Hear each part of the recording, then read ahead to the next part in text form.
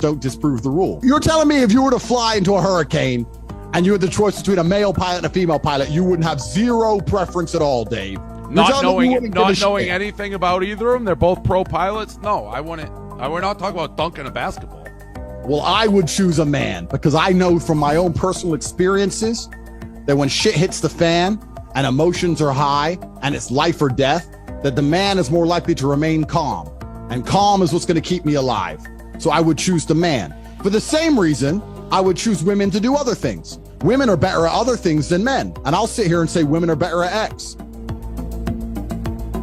So, for example, everything you've said, you've possessed, you've proved your point, right? But as a high-value woman, if I respect and love my partner, I'm not putting that pressure. I would say, babe, you know what? You can have a little rest. Like, there are women that actually enable men to process that emotion. Agreed. But yeah, so we'll still go back to tomorrow. Okay.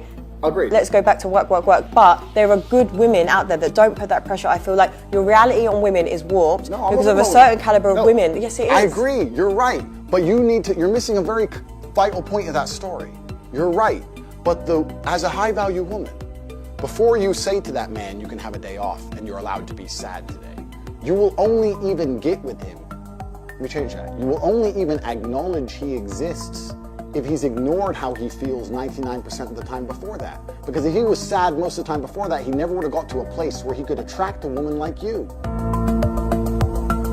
Given what women want out of a relationship. Women don't know what they want. Ah, here we go. They don't. Women want things women think they want things and then they get them and they leave the dude. Women don't have a clue what they want. I want a guy who's sweet and sensitive and takes care of my needs and thinks about me, blah, blah, blah. They're all out there. None of you are with them. Why? Because women don't want that. Women don't actually want that. Women want to be with a man they respect. Women are only going to enjoy the time with and end up feeling in love with a man they genuinely respect. And unfortunately, to be respected, some of the qualities are detrimental to the overall relationship's, let's say, happiness. What do you do with that emotional pain? Is it pain? Isn't it? I don't know, man. Because I know pain.